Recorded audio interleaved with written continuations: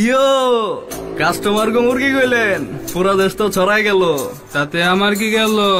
ব্যবসার ভিতরে মুরগি খুঁজলে কামাইবো, কাস্টমার ধরতে হইব।